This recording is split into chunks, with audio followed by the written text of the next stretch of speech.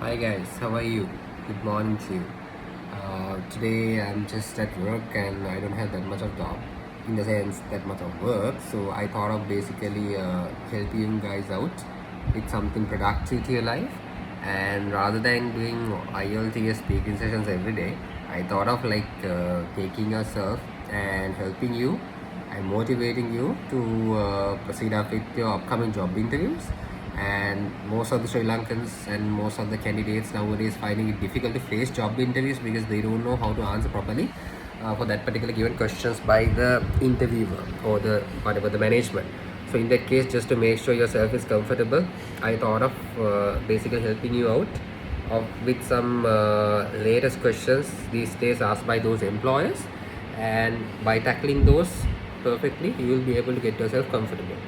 And many of my students helped me, many of my students replied me, sent me their feedbacks by appreciating the improvements they made through these YouTube videos when it comes to their day-to-day English, not only the students who are participating in my classes. So I hope this will be a something, some sort of a milestone in your life, because when you're tackling a job interview towards your futuristic career progression, you need to make sure that you convince the interview panel, board of directors, to get into the job. All right, so that matters a lot.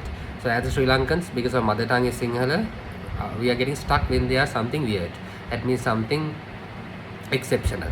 So in that case, I want to make sure that you guys tackle it, and I want to make sure that you guys improve your speaking sessions very well. I mean, you face the interviews very well to go for your better prospects. Let me start off with the first question. Most probably when you guys go in front of the examiner, sorry, not the examiner, obviously the examiner as well, in front of the interview panel, the board of directors, they will be asking you a question. Number one, could you tell me about yourself and describe your background in brief? Simple, common question. Oh, Kanishka, can you give us a formal introduction about yourself? Or can you basically introduce about yourself to you, yourself to us, something like that. So in that case, the first thing I would do is definitely you need to tell about this is not a must, but better to say like this. If I were you, I will be saying my introduction like this. Thank you very much. I'm Kanishka Abeysekara, and I'm sorry. That is a speaking session. As you know, my name is Kanishka, and I'm from Nugegoda, and I'm married, and I've studied at IBSL College, Colombo. After the completion of my advanced level examinations, I'm done with CIMA degree, masters, some other professional English qualifications. And personally, I'm employed as an academic manager at one of the most leading international schools in Colombo. That's me, guys. Okay, I hope you can do the same thing. That means personal information, name, age, where are you from. Number 2, family information. Number 3, education qualifications. And number 4, tell the current work experience. If you have, I used to work, that means you're going for job interview. If you guys are working somewhere, you better say that I am from here. Currently, I'm working here. All right. If you resign, say that. If you resign already and even you're going for job interview, just say that. Do not say that last part, work experience. Leave it out. And if they ask for your previous work experience, they will be asking that separately. So don't say that in the introduction. Okay. So your name, age, from where are you from, and your family information, married or single, and your school and your highest qualifications are enough, more than enough. Okay. Work experience, if they ask you only, you better say that. You won't ask for trouble. Number 2, what is that? How did you hear about this position? How did you hear about this position? That is also another, yes, hot topic, hot question asked by them. So in that case, you better say like that. How did you hear about the position? Okay, how to say that? Since I was working, okay, since I was searching for a job, since I had the desire of futuristic career progression, when I was going through the job sites, I was able to get to know about this position. So I felt this company could basically enhance my futuristic potentials in the field of accountancy, example. So as a result, I thought of applying and see whether I can have an opportunity there, something like that. Make it short and sweet, not be formal, not to worry. Coming down, question number 2. Number 3, what type of work environment do you prefer? Guys, I'm an accountant, to be honest. I'm an accountant. In my profession, I did accounting degrees and all. And I do this IELTS and everything as well, both. So imagine I'm accountant. So let me say like this. What type of work environment do you prefer? If they're gonna ask from you, you better explain about some sort of work environment that you can proceed up with. So I will say, when it comes to work environment, I can manage stress levels, and I'm willing to work in a workaholic environment when it comes to finance based management, where I will be able to provide my 100% output in the most efficient and effective manner to get the workmanship done. Better say some advanced vocabularies and formal words in your speeches, guys. Alright, so then they will go blank, trust me. Coming down, how do you deal with pressure or RC?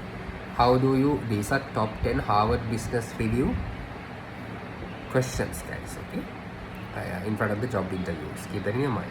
How do you deal with pressure or stressful situations? How to say that?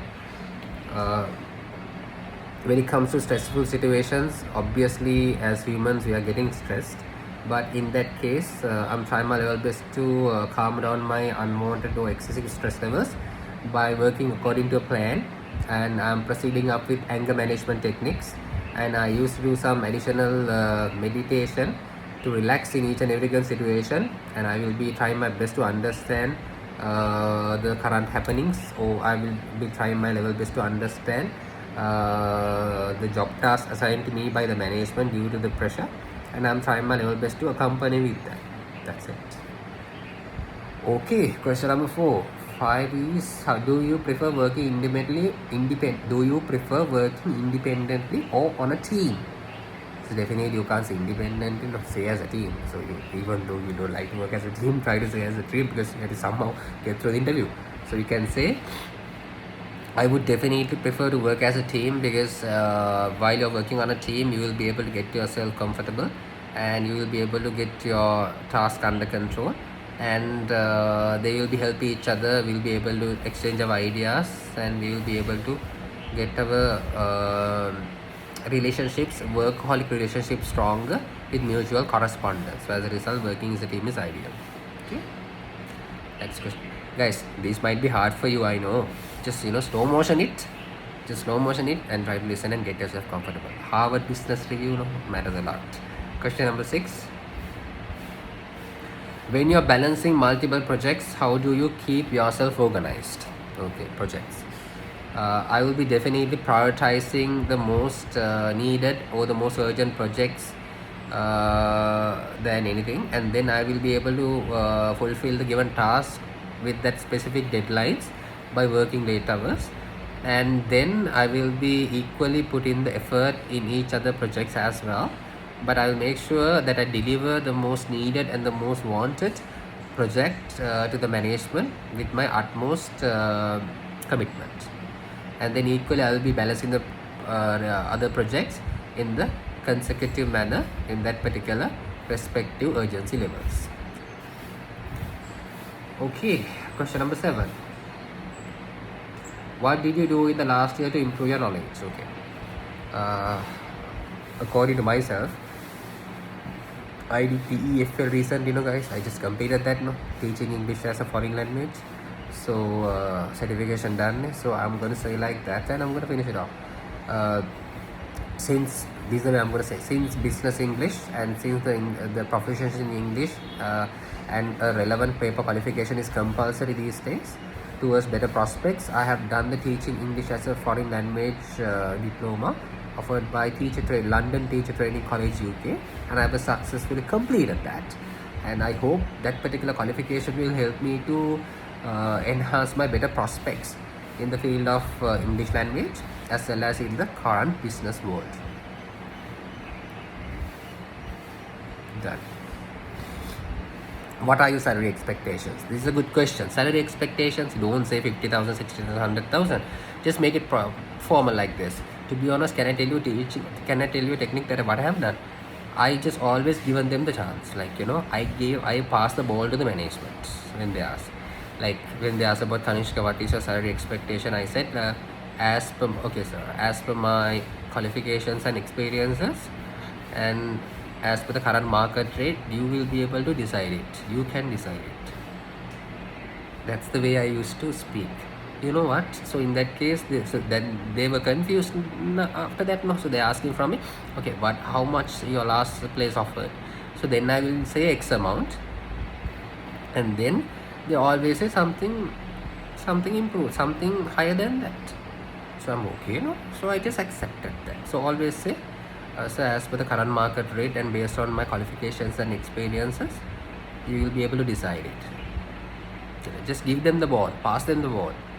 So then they will come up with a better process. If you're not satisfied after that, whatever they offer, then you just say that, I'm sorry, I don't think I'm satisfied with that particular amount with the current economic and current financial consequences. So I would appreciate if you can offer me something like X amount. You can say, I don't mind. Say like that. Professionally tackle it. How do guys tactfully tackle it? Okay. Next question.